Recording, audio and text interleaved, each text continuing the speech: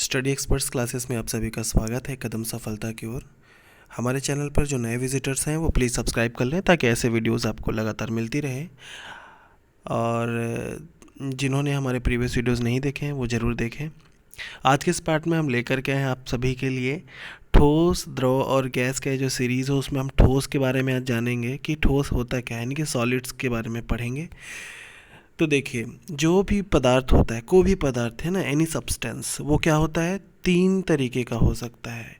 ठोस यानी कि सॉलिड, द्रव यानी कि लिक्विड, गैस यानी गैसियस फॉर्म। ठीक है, तो ठोस, द्रव और गैस तीन अवस्थाओं में यह मिलता है। ठीक है, ठोस किसको कहेंगे? वे पदार्थ जिनका निश्चित आकार, स्पष्ट सीमा, स्थिर आयतन होता है, वो ठोस कहलाता है। ठीक है, डेफिनेशन अगर पूछा जाए तो ये याद रखेंगे कि ऐसे पदार्थ जिनका निश्चित आकार हो, स्पष्ट एक सीमा हो, है ना, स्थिर आयतन हो, और वो ऐसे क्या कहलाएंगे? पदार्थ ठोस कहलाएंगे।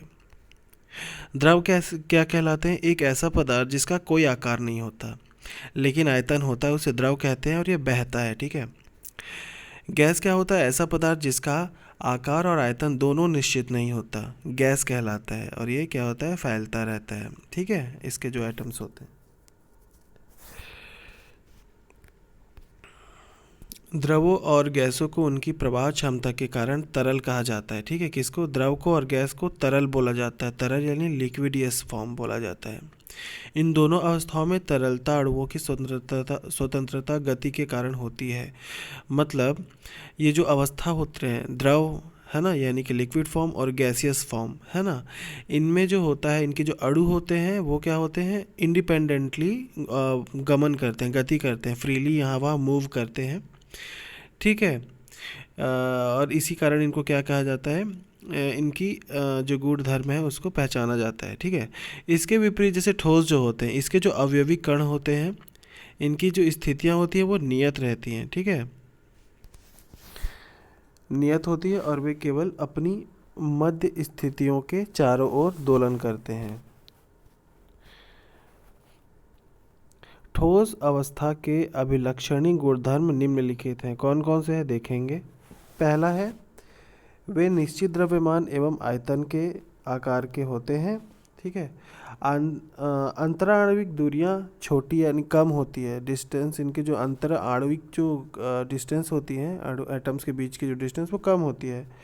और क्या होता है तीसरा, अंतरा आणविक बल जो होता है वो बहुत ज़्यादा होता है। एटम्स के बीच इतने सघन होते हैं कि इनके आपस के जो फोर्स होती है वो बहुत ही, एटम्स के बीच जो फोर्स लगता है वो ज़्यादा होता है, यानी कि आणविक बल प्रबल होती है।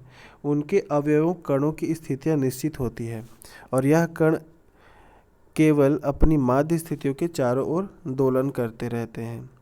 वे असंपीड़ीय और कठोर होते हैं। जो ठोस होते हैं असंपीड़ीय, मतलब उन्हें और दबाया नहीं जा सकता, उन्हें कंप्रेस नहीं किया जा सकता। ठीक है, तो वो क्या होते हैं? असंपीड़ीय, उनको संपीड़न नहीं दिया जा सकता, यानी कि दबाया नहीं जा सकता। ठोस होते हैं और क्या होते हैं? कठोर होते हैं।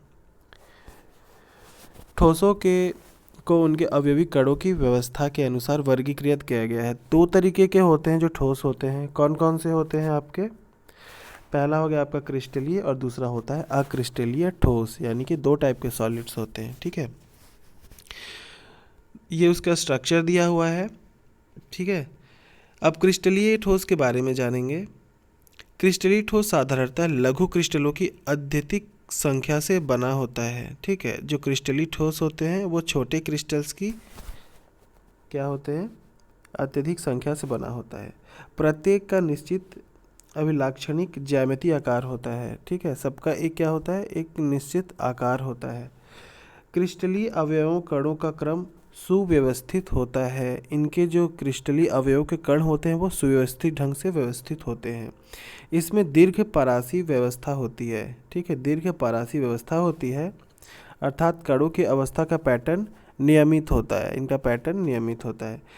NaCl और क्वार्ट्ज क्रिस्टलीय इसके उदाहरण है। ठीक है, टू एग्जांपल्स अगर बोला जाए तो कौन सा? NaCl और क्वार्ट्ज क्रिस्टलीय के उदाहरण है, क्रिस्टलीय टाइप के ठोस के। अब अक्रिस्टलीय टाइप को समझेंगे आगे। अक्रिस्टलीय टाइप है ना, तो क्या होता है?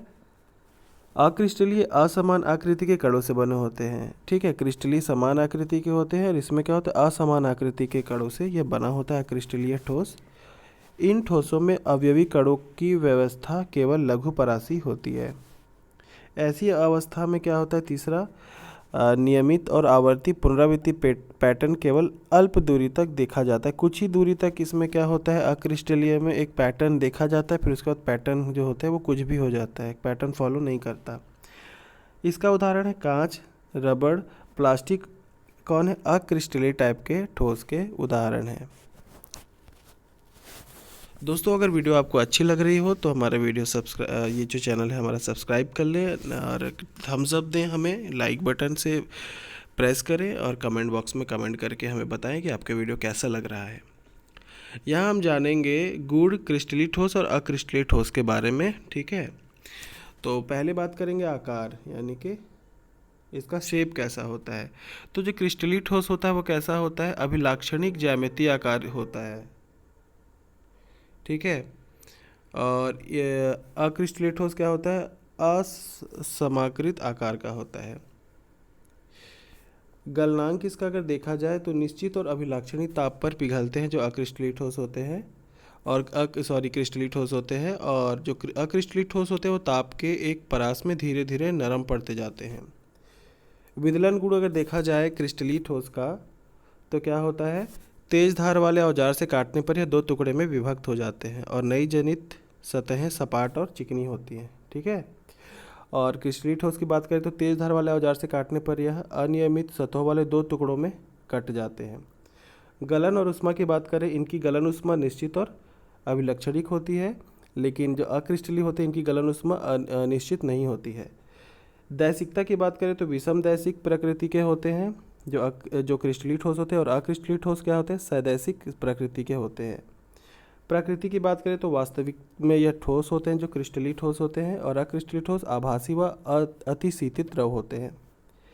अवयवी कणों की व्यवस्था में क्रम अगर बोला जाए तो दीर्घपरासी व्यवस्था होता है क्रिस्टलीय ठोस का, और केवल लघुपरासी व्यवस्था इसमें होता है। आप हमारे चैनल से इंस्टा मोजो और इंस्टाग्राम पे भी जुड़ सकते हैं, स्टडी एक्सपर्ट्स क्लासेस सर्च करके, FB फेसबुक पर भी। ठीक है, हमें उम्मीद है वीडियो आपको अच्छा लगा होगा। स्टडी एक्सपर्ट्स क्लासेस आप सभी बच्चों के लिए, आप सभी स्टूडेंट्स के लिए अच्छी वीडियोस लाता है, तो चैनल सब्सक्राइब करें। और आपको किसी सब्जेक्ट पर, किसी विषय पर कोई संदेह हो तो हमें कमेंट बॉक्स पे कमेंट करके ज़रूर बताएं। लाइक करना ना भूलें, शेयर करें अपने दोस्तों के साथ में। All the best for all your exams. Thanks for watching दोस्तों, आपका दिन शुभ हो।